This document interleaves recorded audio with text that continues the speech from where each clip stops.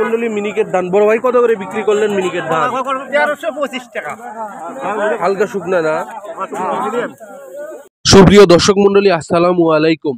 6 মে রোজ মঙ্গলবার চলে আসলাম আপনাদের মাঝে ধানের আপডেট, আলুর আপডেট এবং সরিষার আপডেট নিয়ে।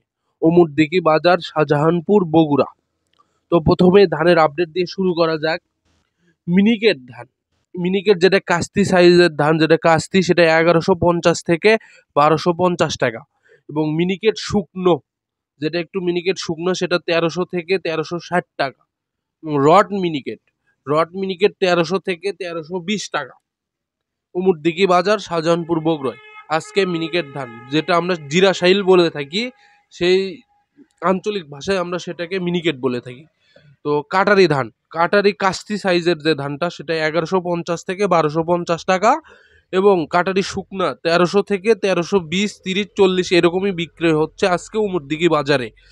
এবং সুবললতা, সুবললতা কাস্তি সাইজের যে ধানটা আছে, সেটা 900 থেকে 950 টাকা। এবং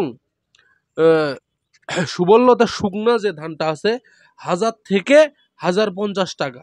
এমন দামেই আজকে বিক্রয় হচ্ছে অমরদিঘি বাজারে। প্রচুর আমদানি ছিল, সকালবেলা একটু বৃষ্টি হচ্ছে বা এখনো বৃষ্টি হচ্ছে। তো বৃষ্টির কারণে খুব দ্রুতই কৃষকরা বিক্রি করলো এবং পাটিও অনেক বেশি ছিল। পাটির সমস্যা নেই, কিছুদিন আগে একটু পাটির সমস্যা ছিল, তবে এখন পুরা দমে বোরো ধান নেমে গেছে এবং যথেষ্ট পাটি আছে, কোনো সমস্যা নাই, বিক্রি করতে খুবই সুবিধা হচ্ছে মানুষের।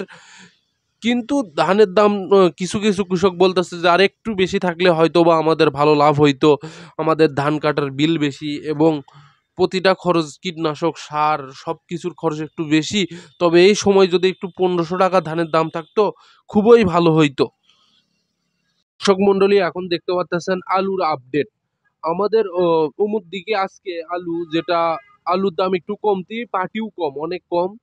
380 টাকা থেকে সর্বোচ্চ 400 টাকা পর্যন্ত বিক্রয় হইল পাকড়ি আলুটা।